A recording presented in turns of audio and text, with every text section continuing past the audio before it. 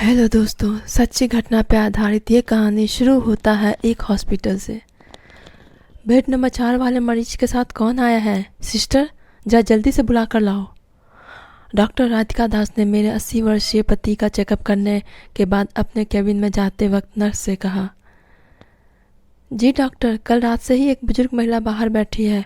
वही इन्हें एडमिट करवाने के लिए लाई थी जब उन्हें सांस लेने में बहुत ज़्यादा दिक्कत आ गई। इनके बेटे बेटी या पोते पोती साथ में ज़रूर होंगे। जाओ, उन्हें बुला कर लाओ। नर्स मेरे पास खड़ी हो इधर उधर देख रही है। अम्मा जी, मैं इतनी देर से किसी नर्स के आने का ही तो इंतज़ार कर रही थी। अपनी छड़ी टेक कर खड़ी होती हूँ तो पैर लड़खड़ा जाते हैं और दोबारा वहीं बेंच पर बैठ जाती हूँ। अब कैसे हैं मिश्रा जी? डॉक्टरों ने क्या कहा है? क्या हुआ है उन्हें? जल्दी ही ठीक हो जाएंगे न वो? मैंने अपनी कांपती हुई आवाज़ में प्रश्नों की झड़ी लगा दी। अम्मा जी, आपका बेटा बेटी जो भी आपके साथ में आया है उसे डॉक्टर राधिका दास के कैबिन में भेज दीजिए। इतना कहकर नर्स चली गई, मेरी बात सुने बिना।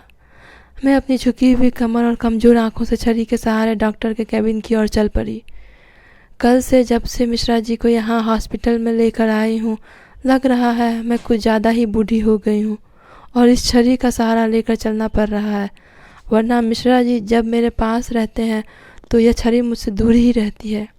वो अक्सर कहते हैं, मिश्राइन, हम दोनों ही अपने अंतिम समय तक एक दूसरे का सहारा हैं। मुझे कभी छड़ी की भी ज़रूरत नहीं पड़ेगी जब तुम मेरे साथ हो। शादी के 2 साल बाद से ही मिश्रा जी की माँ परेशान हो गई थी। हमारी संतान न होने पर उन्होंने अपने पोते पोती का मुंह देखने के लिए कितनी मन्नतें की। पूजा पाठ यज्ञ तो करवाया ही, साथ हमें शहर के बड़े से बड़े डॉक्टरों के पास इलाज के लिए भी भेजा। हम दोनों माँ का मन रखने के लिए उनकी सारी बातें मानते तो थे, पर मिश्रा जी मुझसे हमेशा कहते, परेशान मत रहा करो मेरी मीना, हमारे बच्चे नहीं हुए तो क्या हुआ, हम दोनों एक दूसरे का सहारा बनेंगे और हमेशा साथ रहेंगे। जब तू 95 साल की हो जाएगी और मैं 100 साल का, देख छड़ी तो मैं कभी पकड़ूंगा नहीं और ना ही तुझे ज़रूरत पड़ेगी। तो तू मेरी छड़ी बनेगी ना और मैं तेरी। एक दूसरे को पकड़कर हम अपने जीवन की शाम को भी पार कर लेंगे। मैं राधिका दास के कैबिन में पहुंची तो देखा एक 24-25 साल की लड़की गले में स्टेथोस्कोप टांगे खिड़की से बाहर देख रही है। मैंने दरवाजे पर नॉक किया और अंदर चली आई। अपने हाथ जोड़कर मिश्रा जी के बारे में पूछा। आप मिश्रा जी की वाइफ है? आपके बच्चे नहीं हैं आए हैं क्या? मैंने नर्स को कहा था आपके बेटे बेटी से बात करानी है। डॉक्टर ने कहा। मैंने कहा, आपने संकोच कही है मुझसे, उनकी पत्नी हूँ मैं, हमारी संतान नहीं है। ओह, माफ़ कीजिएगा, मुझे नहीं पता था। हमारे हॉस्पिटल में ज़्यादातर बुजुर्गों के साथ उनकी संतान आती हैं और कई बार उन्हें एडमिट कराकर उनकी खोज खबर लेती ही नहीं है। कई बार तो हमारी फीस भी जमा नहीं कराती। आप चिंता मत कीजिए डॉक्टर, मैंने अभी तक के हॉस्पिटल में इलाज के सारे पैसे जमा करा दिए हैं। आगे भी जितना खर्च आएगा मैं समय पर जमा करा दूँगी। आपने बिल्कुल समय पर उन्हें यहाँ एडमिट करवाया है मैडम। हल्का सा पैरालिसिस अटैक आया है जो कि इलाज के बाद ठीक होने की संभावना है। लगातार 1 महीने तक फिजियोथेरेपी रोज़ करवानी होगी आपके अपने हस्बैंड की। जी डॉक्टर, क्या मैं उनसे अभी मिल सकती हूँ? हाँ, जाइए और मिल लीजिए।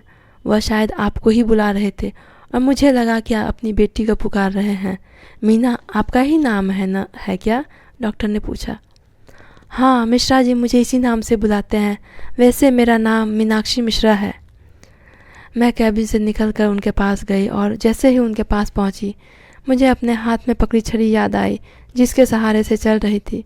मैंने उसे एक तरफ रख दिया क्योंकि जानती थी उन्हें यह देखकर बहुत तकलीफ़ होगी कि मैं इस छड़ी के सहारे चल रही हूँ। मुझे देखकर उनकी आंखों से आंसू बह रहे थे। मेरे हाथ को पकड़ रोने लगे। यह क्या हो गया मीना? उनकी आवाज़ स्पष्ट नहीं थी पर मैं तो उनके दिल की धड़कन भी सुन सकती थी। मैं तुझे अकेला छोड़कर हॉस्पिटल के इस बेड पर लेटा हूँ और पता नहीं कब तक इसी तरह यहाँ लेटा रहूँगा। पता नहीं अब कभी अपने पैरों पर खड़ा भी हो पाऊँगा या नहीं। अभी तो हाथ भी नहीं हिला पा रहा हूँ। अरे आप चिंता मत कीजिए, जल्दी ही हम दोनों फिर से पार्क में जाएंगे और घंटों वहाँ बैठेंगे, बात करेंगे। पता नहीं मीना, मैं अब कभी ठीक हो पाऊँगा या नहीं। काश हमारे बच्चे होते तो मैं चैन की नींद सो सकता था, इस दुनिया के से विदा हो सकता था। पर अब मेरे जाने के बाद तुम बिल्कुल अकेली हो जाओगी। मैंने अपने कांपते हाथों से अपनी उंगली उनके मुंह पर रखी और कहा, ऐसा मत कहिए, आप जल्दी ठीक हो जाएंगे। और ऐसा किसने आपसे कहा कि अगर हमारे बच्चे होते तो हमें संभालते ही आज? अगर ऐसा सबके साथ होता कि बुढ़ापे में उनके बच्चे उनके साथ रहते और उनकी देखभाल करते, जिस तरह माँ बाप बच्चों को जन्म दे बच्चों को पालते पोसते हैं इस उम्मीद में कि वह भी बुढ़ापे में उनका सहारा बनेंगे, या अगर सच होता ना तो इस दुनिया में वृद्धा आश्रम होते ही नहीं।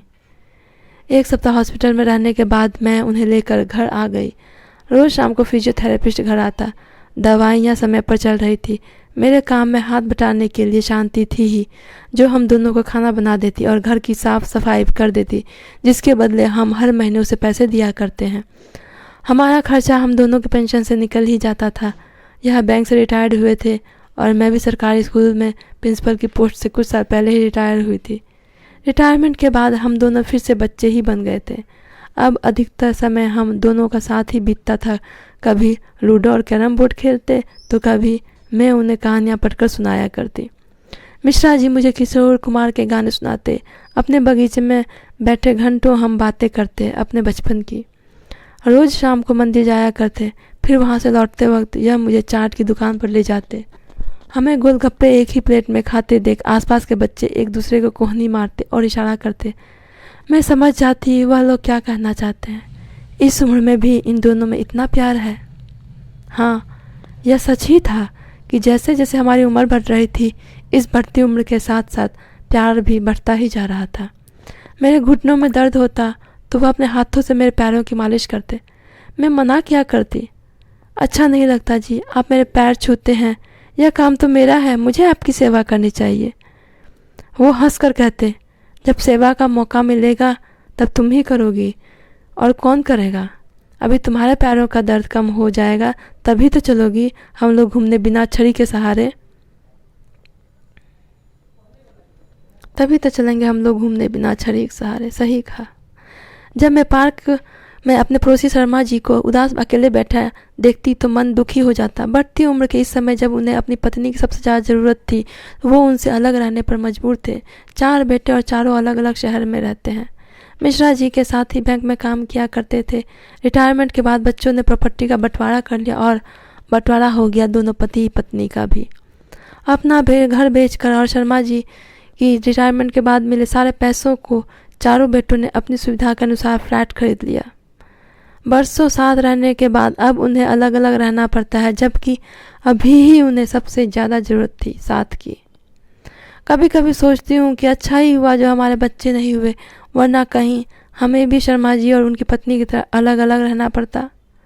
हम दोनों साथ में तो हैं, अपने घर में अपनी मर्जी से जो चाहे वो कर सकते हैं। वो अपनी पत्नी को हमेशा याद करते हैं। उन्हें फ़ोन करने के लिए भी वो मिश्रा जी से उनका फ़ोन मांगते हैं। उनका मोबाइल पोते ने तोड़ दिया। कई बार चारों बेटों को कह चुके हैं ठीक करवाने के लिए, पर किसी ने उसे ठीक नहीं करवाया। महीने भर के इलाज के बाद ही मेरे मिश्रा जी ठीक हो गए। अब यह बिना छड़ी का सहारा लिए मेरे कंधे पर हाथ रख के पार्क में टहल रहे थे। ये हमारा साथ, चाहे बच्चे नहीं लेकिन हमारा साथ कभी भी एक बच्चे की कमी नहीं होने दिया, ना हमें कभी अकेलापन लगा। हम खुश हैं, हम साथ हैं, हम साथ ही रहेंगे। तो दोस्तों, ये थी आज की कहानी। फिर मिलेंगे एक नए दिन नए कहानी के साथ। तब तक के लिए thank you so much. Bye bye.